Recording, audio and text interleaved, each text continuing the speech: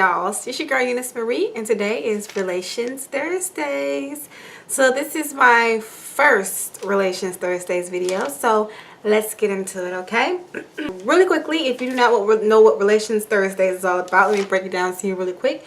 Relations Thursdays is where I give you advice on relationship issues as far as like family, friends, girlfriends, boyfriends, self-love, self-discovery, self-journey. So yeah, that's what my that's what my Relations Thursdays videos are about. So let's go ahead and get into the topic of the day, which will be how to be independent in your relationships. Okay, now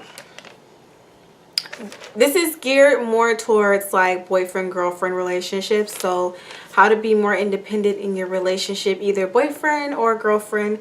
You know, sometimes when you're with somebody, you can, you know, start to not have a life of your own, may I say. Like you all of a sudden become all about that person, and you start to not have your own life going on. So I'm going to give you some tips on how to be independent in your relationships. And there's nothing wrong with being independent in your relationships. Actually, I think it's quite healthy to be independent in your relationships.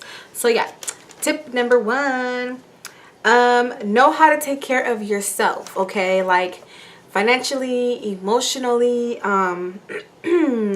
like know how to take care of yourself, you know. Well, I guess that could fall into like getting a job and working, having your own finance, having your own just your own thing going on, you know, knowing how to cook for yourself, emotionally, knowing how to handle your emotions yourself, you know, like not letting anybody else like tip your emotions off or, you know, make you become somebody that you're not, you know. Being able to take care of yourself first, okay? Well, hold on. Knowing how to take care of yourself, okay? Tip number two is know who you are, okay? Know your boundaries, know your values, you know, like know who you are as a person, what you stand for, what you can take and what you can't take, you know. Once you have your boundaries and your limits and your values, you know what you will accept from somebody and what you won't accept from somebody. So knowing your boundaries is really important. Have hobbies, okay? Like go out and join an art class, or go out and learn a new subject, learn a new language. Like have hobbies, take up jewelry making classes or cake baking classes or something of that nature. Like have hobbies of your own for your own for your own time. Like, you know, have hobbies, go out and away from your significant other, and, you know, do things that you can do on your own by yourself and be comfortable with that, you know, and enjoy yourself, okay? This one is have a life of your own, but I think that's just kind of like self-explanatory, because it's kind of like being independent is having a life of your own, which entails, you know, just being able to go away from your spouse and do things without them, you know, or not relying on them, you know. So that's kind of self-explanatory. Next one is education. Education. No matter where you stand in your relationships, you want to be able to make sure that you're furthering your education, getting your degrees, whether it's in a degree, whether it's in a trade, you know, you're going to school, getting a degree, or, you know, you always want to prepare for your future. You know, always think about your future, you know. Like, that's why I say about take care of yourself. Taking care of yourself was my first, or know how to take care of yourself was my first tip. And that kind of falls into that, because you want to plan for your future, which is taking care of yourself with or without your boyfriend or girlfriend, okay? Next one is work, which kind of fell into the same category as know how to take care of yourself. You want to work, have your own income, and work can be kind of like that time away that you can kind of like, you know, have your own time too. You know, when you're at work, you're not, you know, with your significant other. So yeah, work, make your own money, girl or boy.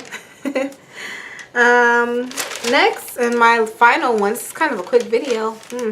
You don't have to always text and call one another. Sometimes that kind of silence between the two can kind of make people come closer together. I feel like when you're too up in somebody's face, like too needy or too in their face, it can push the other person away. So sometimes having that space is very healthy for relationships, of course. So you don't need to always text and call and be around your significant other. Have a life of your own.